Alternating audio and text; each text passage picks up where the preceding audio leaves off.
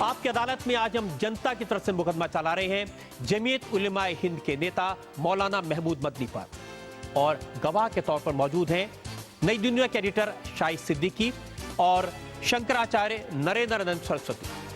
आपकी अदालत में मौलाना महमूद मदनी पर इल्जाम है कि ये मजहब के नाम पर गैर जरूरी फतवों का साथ देते हैं।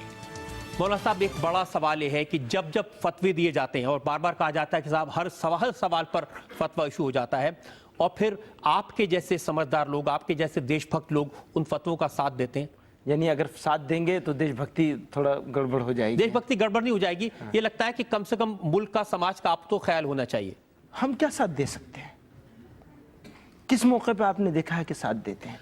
ये जुलाई 2008 का फतवा है दारुल उलूम देवबंद का।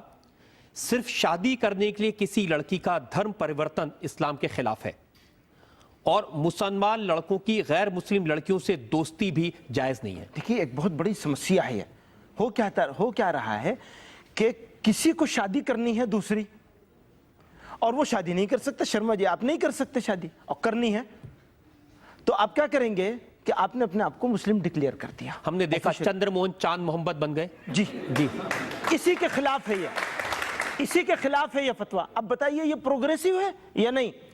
देखिए, हम क्या कहते हैं, हम ये कहना चाहते हैं, साफ तौर पे कहना चाहते हैं, और ऐसे लोगों का विरोध करना चाहते हैं जो इस तरह से नाम निहाद तरीके से धर्म परिवर्तन का सहारा लेकर धर्म परिवर्तित होकर के और धोखा देते हैं, धूल झोंकते हैं लोगों की आंख में, संविधान की आंख में। लेकिन मौलाना साहब, इसमें सिर्फ शादी करने के लड़की का धर्म परिवर्तन ऑब्जेक्शन है। लड़का अगर अपनी धर्म बदल ले तो कोई आपत्ति नहीं। नहीं, सब पे है भाई, सब पे है ये ऑब्जेक्शन। और फिर ये भी कहा गया कि मुसलमान लड़कों की गैर मुस्लिम लड़कियों से दोस्ती जायज। गैर मुस्लिम नहीं, मुसलमान लड़की से भी दोस्ती जायज नहीं है। ये गैर मुस्लिम का शब्द नहीं है। आप दोस्ती करें, मिले, उठे बैठे, हाथ मिलाएं, ये करें, वो करें, गलत तरीके से रहें, ये तो शंकराचार्य जी भी इसको कहेंगे कि ये ठीक नहीं है, उचित नहीं है। आप भी सपोर्ट करते हैं कि लड़के लड़कियां दोस्ती ना करें आपस में?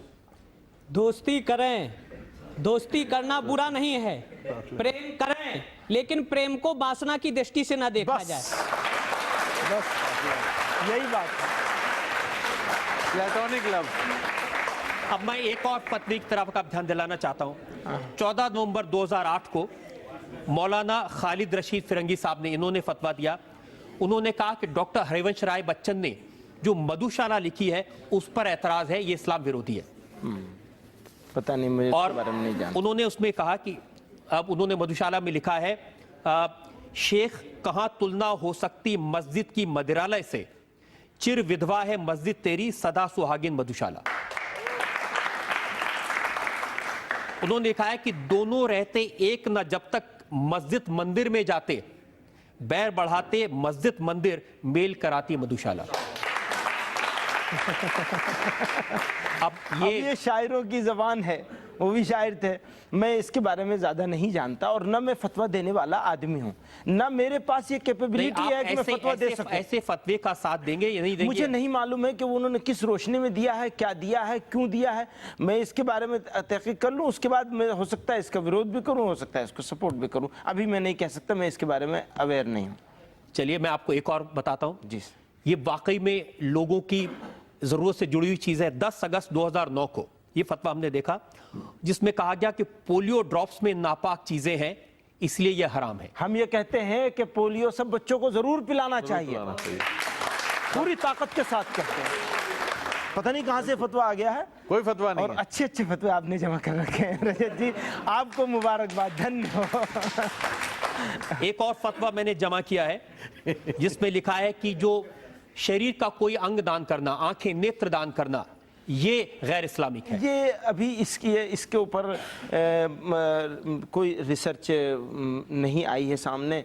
मुझे इसके बारे में बहुत ज़्यादा मैं अवेयर नहीं हूँ कि ये क्या होना चाहिए और क्या कहा गया और कहाँ से फतवा आया है, लेकिन बहरहाल ये सीरियस इशू है, इसको देखना चाहिए। अगर ये फतवा लेकिन दिया, ये बड़ा साधारण सी बात नहीं। अगर किसी को कोई आदमी अपनी आंखें, ये कहा जाता है नेत्रदान तो महादान है, कोई आदमी अपनी हड्डियां देता है, कोई आदमी लंग्स देता है, कोई अपने लिवर देता है, कोई, और पूरे दुनिया में दिया जाता है। इसको लेकर के फतवा जारी करना कहां तक ठीक है?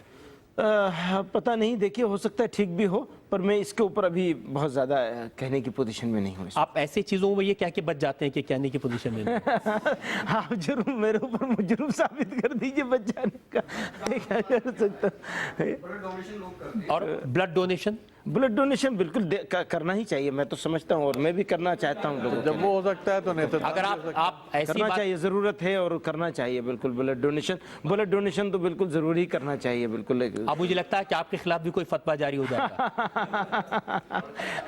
आपकी अदालत से तो हो ही जाएगा, मुझे मालूम है बहुत सारी चीजें ऐसी हैं। इनके जो दादा थे मौलाना हुसैन अहमद मदनी रहमतुल्लाह अलैह जी, उनके खिलाफ फतवा जारी कर दिया था कुछ उलमा ने, सर सैयद अहमद खान के खिलाफ कर दिया था। तो फतवे तो यहाँ पर जो उलमाए हक हैं उनके खिलाफ हमेशा जारी हुए हैं। मौलाना साहब, एक एरिया है जिसमें आपने बहुत काम किया, आतंकवाद के खिलाफ आपने लड़ाई लड़ी है, आपने एक अभियान छेड़ा है, लेकिन इस अभियान को लेकर बहुत सारे सवाल हमारे पास में हैं। आपकी अदालत में मौलाना महमूद मदनी पर जनता के मुकदमे का एक और दौर,